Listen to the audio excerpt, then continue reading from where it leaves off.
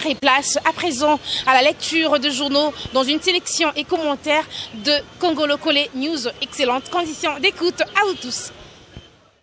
Mesdames, Messieurs, bonsoir et bienvenue à cette revue de presse qui s'ouvre avec les dépêches des Brazzaville qui titre en milieu de sa une train des vies de l'État. Cléma Kankou dénonce les dépenses de prestige du gouvernement. Ces députés nationaux qui s'exprimaient lundi devant un parterre de journalistes ne s'expliquent pas de certains engagements pris par le gouvernement au mépris du contexte social précaire dans lequel les Congolais se retrouvent aujourd'hui. Ils trouvent en effet irresponsable pour un gouvernement qui a beaucoup de peine, ne serait-ce que pour faire une mobilisation rationnelle et efficiente des recettes de l'État, de dépenser des millions de dollars pour s'acheter un avion.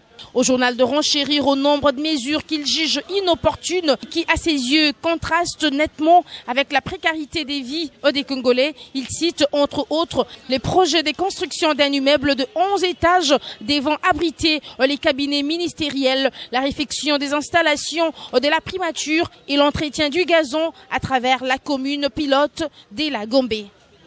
Changeons de chapitre avec l'avenir qui écrit le ras-le-bol d'Obama. Les taux se resserrent sur Kagame et ses complices.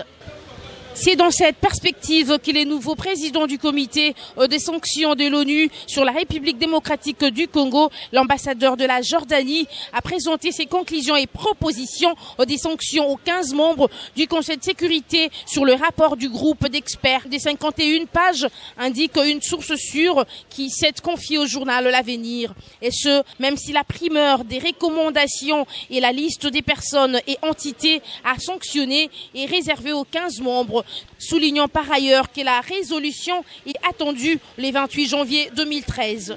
Quelles sont les sanctions prévues, s'interroge le journal, et de répondre toujours, selon RFI, les sanctions prévues par les Nations Unies ne visent pas directement des États, en l'occurrence les Rwanda et l'Ouganda, mais peuvent concerner soit des entités, c'est-à-dire généralement des entreprises, soit des individus. C'est ce que prévoit la résolution 1533 destinée à faire respecter l'embargo sur les armes en République démocratique du Congo imposé en 2003 et assoupli depuis. De son côté, la référence plus écrit hier au Palais du Peuple un pas des géants vers la cohésion nationale. La loi d'amnistie votée par le Sénat.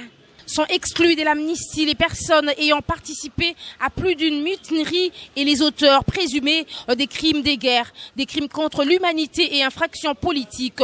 Pas d'amnistie ni d'intégration au sein des FARDC pour ex-rebelles du M23. Au journal d'ajouter, sa promulgation répondra aux vœux des gouvernements lors de la signature de la déclaration des fins de pourparlers des Kampala. Les sénateurs ont voté hier jeudi 23 janvier 2004 la loi portant amnistie pour les faits insurrectionnels, faits de guerre et infractions politiques. La loi indique que toute personne co-auteur ou complice des faits infractionnels commis sur les territoires de la RDC au cours de la période allant du 1er juillet 2003 au 20 décembre 2013 est éligible à l'amnistie. Cependant, pas d'amnistie ni d'intégration des FARDC. Pour les personnes ayant participé à plus d'une mutinerie, mouvement insurrectionnel, les auteurs présumés des crimes de guerre, crimes contre l'humanité, notamment les meurtres des civils, viols et violences sexuelles pour les personnes responsables du recrutement d'enfants soldats ainsi que celles impliquées dans la chaîne de l'exploitation illicite des ressources naturelles de la RDC pour les personnes indexées par des sanctions nominatives de la communauté internationale ou pour violation de droits humains, ni pour des personnes jugées et condamnées par les cours et tribunaux de la RDC pour activités criminelles.